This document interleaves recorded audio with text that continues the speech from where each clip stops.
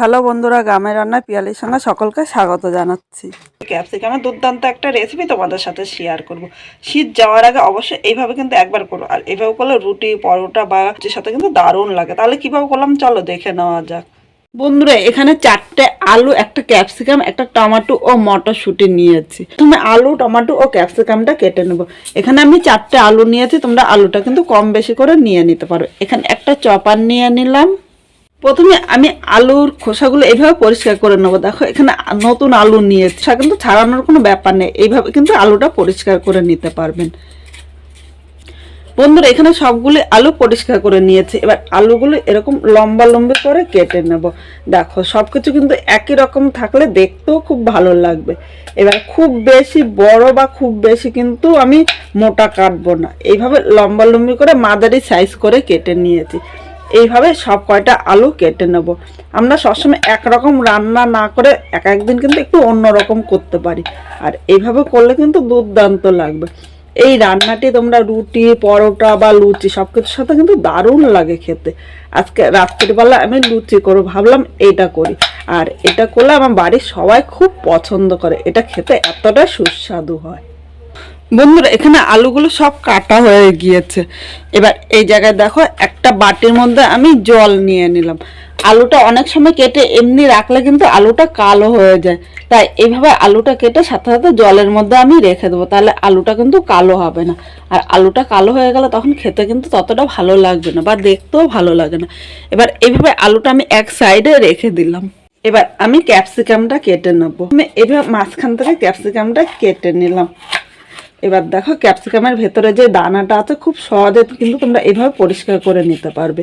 এইভাবে দুই পাশটা দিয়ে আমি একটু কেটে বাদ দিয়ে দেবো, তাহলে দানাটা কিন্তু খুব সহজে উঠে আসবে। এই দেখো খুব সুন্দরভাবে কিন্তু উঠে এসেছে। এবার একইভাবে যেরকম আমি আলু কেটেছি সেরকমই লম্বা লম্বি করে আমি ক্যাপসিকাম কেটে নেব। আর সব কিছু একই রকম থাকলে দেখতেও কিন্তু খুব ভালো লাগবে।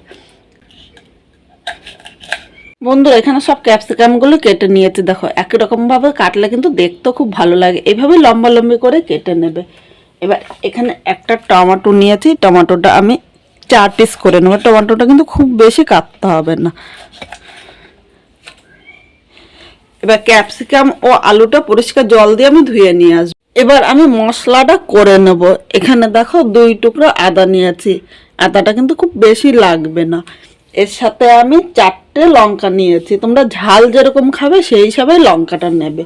আর একই সাথে এই টমেটোটা আমি মিক্স করে নিয়ে আসবো, কিন্তু জল দেবো না, জল ছাড়াই মশলাটা মিক্স করব।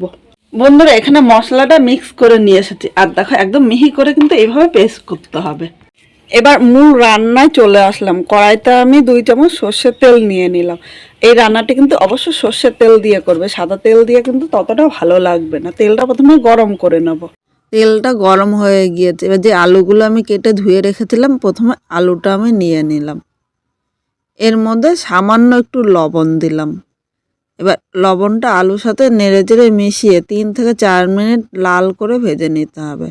এই লবণ দেওয়াতে আলুটা কিন্তু তাড়াতাড়ি নরম হয়ে যাবে।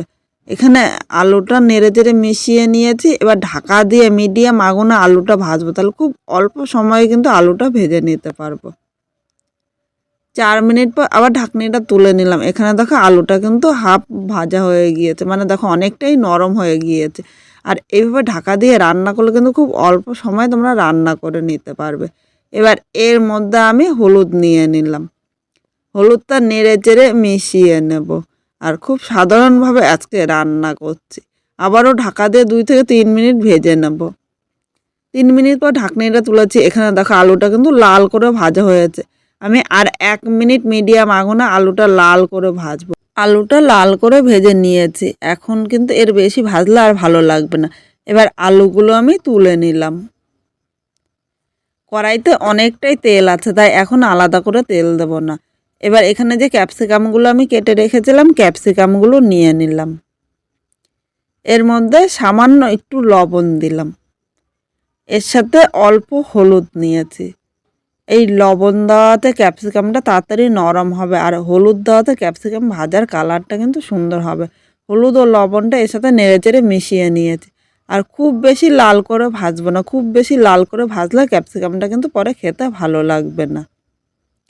এখানে ক্যাপসিকামটা মোট 3 মিনিট ভেজে নিয়েছি, দেখো এর থেকে বেশি ভাজবো না। এখন আমি ক্যাপসিকামটা তুলে নেব। কড়াইতে আর হাফ চামচ সর্ষের তেল নেব, খুব বেশি কিন্তু তেল লাগবে না। এবার তেলটা গরম করে নিয়েছি, এখানে একটা শুকনো লঙ্কা সম্বাদ দিলাম, এর সাথে মাঝারি সাইজের একটা পেঁয়াজ কুচি নিয়েছি। তোমরা যদি নিরামিষ রান্না করো তাহলে কিন্তু এই পেঁয়াজ কুচিটা স্কিপ করবে। এর মধ্যে সামান্য একটু লবণ নিয়ে নিলাম। এবার পেঁয়াজটা নেড়েচেড়ে মিশিয়ে হালকা লাল করে ভেজে নেব। আর এই লবণ দেওয়াতে পেঁয়াজটা কিন্তু অনেকটাই নরম হবে। এবার এর মধ্যে সামান্য একটু হলুদ দিলাম, তাহলে পেঁয়াজ ভাজা কালারটা কিন্তু খুব সুন্দর হবে। পেঁয়াজটা ভাজা হয়েছে, এর থেকে কিন্তু বেশি ভাজবো না। এবার এখানে যে মশলাটা আমি করে রেখেছিলাম এর মধ্যে মশলাটা নিয়ে নিলাম।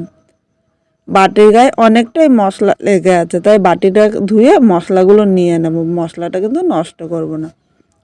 এখন সব কিছু নেড়েচেড়ে মিশিয়ে আরও 4 থেকে 5 মিনিট কষিয়ে নিতে হবে। মানে যতক্ষণ মশলার কাঁচা গন্ধ না যায় ততক্ষণই কিন্তু মশলাটা ভালো করে কষিয়ে নেব। বন্ধুরা এখানে মশলাটা কষানো হয়েছে, আর মশলার থেকে দেখো তেলও ছেড়ে দিয়েছে। আর একবার একটু খুন্তি দিয়ে নেড়ে চেড়ে নেবো, নাহলে নিচে দিয়ে কিন্তু ধরে যাবে, আর নিচে দিয়ে ধরে গেলে খেতে একটুও ভালো লাগবে না। এবার সামান্য একটু জল দিলাম, তাহলে মশলাটা কিন্তু নিচে দিয়ে ধরে যাওয়ার আর ভয় থাকবে না। এই জলের সাথে মশলাটা নেড়ে চেড়ে মিশিয়ে নিয়েছি। এবার একে একে গুঁড়ো মশলাগুলো নিয়ে নেব। এখানে হাফ চামচ কাশ্মীরি লঙ্কার গুঁড়ো দিয়েছি, এটা কিন্তু ঝালের জন্য না, শুধুমাত্র কালারের জন্য। ইচ্ছে করলে তোমরা স্কিপও করতে পারো। এর সাথে জিরে ও ধনিয়ার গুঁড়ো করেছি, এইটা কিন্তু আগে থেকে আমি বাড়িতে করে রেখেছি। হাফ চামচ হলুদ নিয়ে নিলাম। আর এখানে কিন্তু আমি ভাজার সময় আলু ও ক্যাপসিকামের মধ্যে লবণ দিয়েছি, তাই খুব সামান্য পরিমাণে লবণটা নিয়েছি। অবশ্যই লবণটা কিন্তু তোমরা স্বাদ অনুযায়ী নেবে। এখন সব মশলাগুলো নেড়েচেড়ে মিশিয়ে আরও 3 থেকে 4 মিনিট কষিয়ে নেব।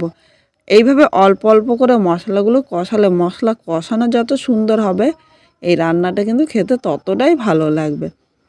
এবার এর মধ্যে সামান্য একটু চিনি নিয়ে নিলাম। এই চিনি দেওয়াতে এই মশলার কালারটা কিন্তু সুন্দর আসবে। ইচ্ছে করলে তোমরা স্কিপও করতে পারো, বা সামান্য একটু মিষ্টি দিলে এই কালারটা সুন্দর হলে খেতেও কিন্তু তখন ভালো লাগবে। মশলাটা মোট আমি 12 মিনিট কষিয়ে নিয়েছি, আর মশলা থেকে দেখো তেলও ছেড়ে দিয়েছে। এবার এই মশলার মধ্যে ভেজে রাখা আলুটা নিয়ে নিলাম। এর সাথে আমি হাফ বাটি মটরশুঁটি নিয়েছি। মটরশুঁটিটা তোমরা কম বেশি করে নিয়ে নিতে পারো, যেহেতু শীতের দিন আর এখন কিন্তু খুব অল্প দাম মটরশুঁটি, একটু মটরশুঁটি দিলে খেতে খুব ভালো লাগে। এখন মটরশুঁটি আলু মশলার সাথে নেড়েচেড়ে মিশিয়ে আরও 4 থেকে 5 মিনিট কষিয়ে নেব। এইভাবে মশলাটা যত কষানো সুন্দর হবে ততই কিন্তু খেতে ভালো লাগবে। বন্ধুরা মশলাটা কষানো হয়ে গিয়েছে, এবার এর মধ্যে আমি একটু উষ্ণ গরম জল দেব। অবশ্য তোমরা চেষ্টা করবে একটু গরম জল দিতে, গরম জল দিলে ঝোলটা তাড়াতাড়ি ফুটবে আর আলুটাও সেদ্ধ হয়ে যাবে। ঠান্ডা জল দিলে কিন্তু আলুটা শক্ত থাকবে, তখন খেতে ভালো লাগবে না। আর আমি এখানে কিন্তু ক্যাপসিকামটা কষাইনি, তাহলে ক্যাপসিকামটা কিন্তু গলে যেত, গলে গেলে কিন্তু একদম খেতে ভালো লাগবে না। আর খুব বেশি ঝোল লাগবে না, কারণ আলুর মধ্যে কিন্তু ঝোল বেশি দরকার নেই, কারণ আলুটা ভাজার সময় সেদ্ধ হয়ে গিয়েছে। মিডিয়াম ঝোল রেখেছি। ঝোলটা যখন ফুটে উঠবে তখন ক্যাপসিকামগুলো এর মধ্যে নিয়ে নিলাম। ক্যাপসিকাম আলুর সাথে নেড়েচেড়ে মিশিয়ে আরও 2 থেকে 3 মিনিট এইভাবে রান্না করে নেবো। আর এখন একটু ঢাকা দেবো। এইভাবে ঢাকা দিয়ে রান্নাগুলো খুব অল্প সময় তোমরা রান্নাটা করে নিতে পারবে। 3 মিনিট পর এখানে ঢাকনিটা তুলে নিলাম।